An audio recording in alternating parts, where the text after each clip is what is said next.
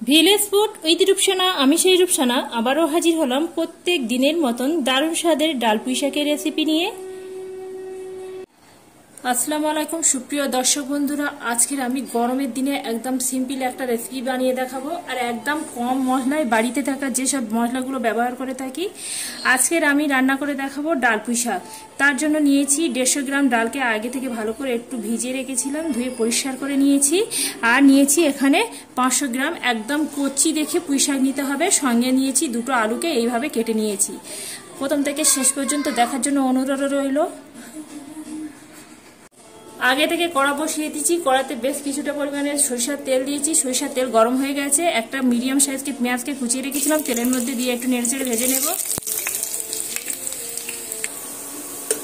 পেঁয়াজ আমি নেড়েচেড়ে লালচে রং ধরে ভেজে নিয়েছি। এবার যে 150 গ্রাম মুসুর ডাল নিয়েছি, সঙ্গে একটা কাঁচা লঙ্কা। এবার আমি ডালগুলো পেঁয়াজের সঙ্গে দিয়ে একটু সুন্দর করে প্রথমে ডালটা ভেজে নেব। এইভাবে যদি ডাল পুঁই শাক রান্না করা যায় খেতে বন্ধুরা অসাধারণ হয়। আর অনেক সময় অনেক বন্ধুরা বলে থাকে যে ডালটা সিদ্ধ হতে চায় না, একবার হলেও আমার মতন করে এইভাবে ডাল পুঁই শাকটা বানিয়ে দেখবেন, একদম সবকিছু পারফেক্ট হবে। পেঁয়াজের সঙ্গে ডালটা নেড়েচেড়ে সুন্দর করে ভেজে নিয়েছি। আর এখানে ডালের রংটা একদম চেঞ্জ হয়ে গেছে, দেখে বুঝতে পারছেন। একটু কাছে থেকে দেখে দিই। এবার আমি আগে থেকে যে পুঁই শাকগুলো ধুয়ে রেখেছিলাম, পুঁই শাক আর আলুটা এবার আমি এই ভাজা ডালের মধ্যে দিয়ে দেব।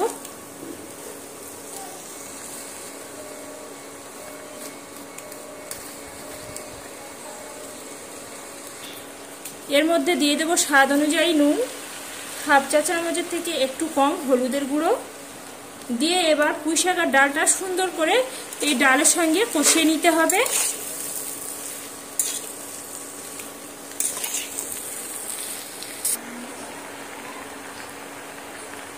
ডাল আর পুঁই শাকটা আমি এখানে সুন্দরভাবে নেড়েচেড়ে সুন্দর করে কষিয়ে নিয়েছি। আর এখানে শাকগুলো সুন্দরভাবে মজে গেছে আর ডালের সঙ্গে শাক একদম মিশে গেছে। এবার আমি এটা একটা ঢাকা দিয়ে 5 মিনিটের মতন হতে দেবো। এতে করে যে এক্সট্রা পানিটা থাকবে, এক্সট্রা পানিটা বেরিয়ে যাবে আর ডালটা আর শাকটা অনেকটা সিদ্ধ হয়ে যাবে। 5 মিনিট পরে ঢাকাটা তুলে দেখাচ্ছি। দেখতে পাচ্ছেন বন্ধুরা যে এক্সট্রা পানিটা বেরিয়েছে। এক্সট্রা পানির জন্য এখানে ডালটা সুন্দরভাবে সেদ্ধ হয়ে গেছে আর শাকটাও সুন্দরভাবে সেদ্ধ হয়ে গেছে।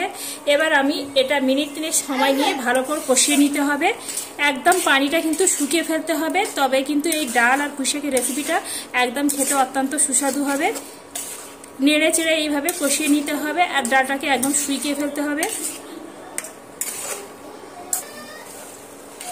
এখানে আমি মিনিট 3 সময় নিয়ে কষিয়ে নিয়েছিলাম। ডালটা এখানে একদম শুকিয়ে গেছে।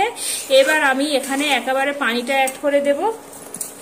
গরমের দিনে এইভাবে একদম ঝটপট বানিয়ে নিন আমার মতন করে এই ডালের রেসিপিটা। ডাল পুঁই শাকের খেতে বন্ধুরা খুবই অত্যন্ত সুস্বাদু হয় আর একদম মশলা ছাড়া, মশলাবিহীন খেতে কিন্তু খুবই টেস্টি হয় বন্ধুরা।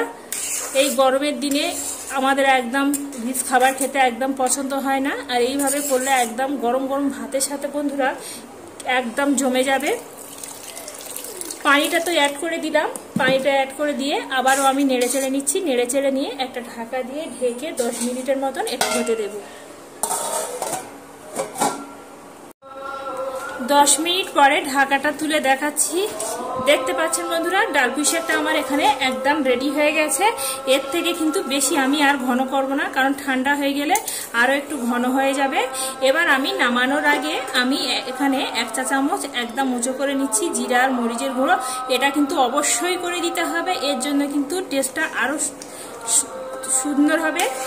এবার আমি এইভাবে দিয়ে নেড়েচেড়ে নিলাম। নেড়েচেড়ে আরও 2 মিনিটের মতন চাপা দিয়ে দেবো।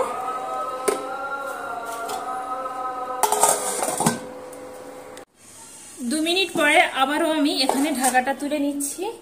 আর দারুণ স্বাদের ডালের রেসিপিটা এখানে একদম রেডি হয়ে গেছে। এবার আমি একটা ডিশে করে আমি পরিবেশন করে দেখাচ্ছি। আর কতটাই লোভনীয় হয়েছে দেখেই বুঝতে পারছেন বন্ধুরা, কতটাই লোভনীয় হয়েছে। বন্ধুরা আজকে আর এই ডাল পুঁই শাকের রেসিপিটি যদি ভালো লেগে থাকে বন্ধুরা একটা লাইক করে দেবেন। আর লাইক করে আমার সাথে থাকবেন। এইভাবে নতুন নতুন সহজ সহজ রেসিপি পেতে গেলে অবশ্যই করে চ্যানেলটি সাবস্ক্রাইব করে রাখবেন।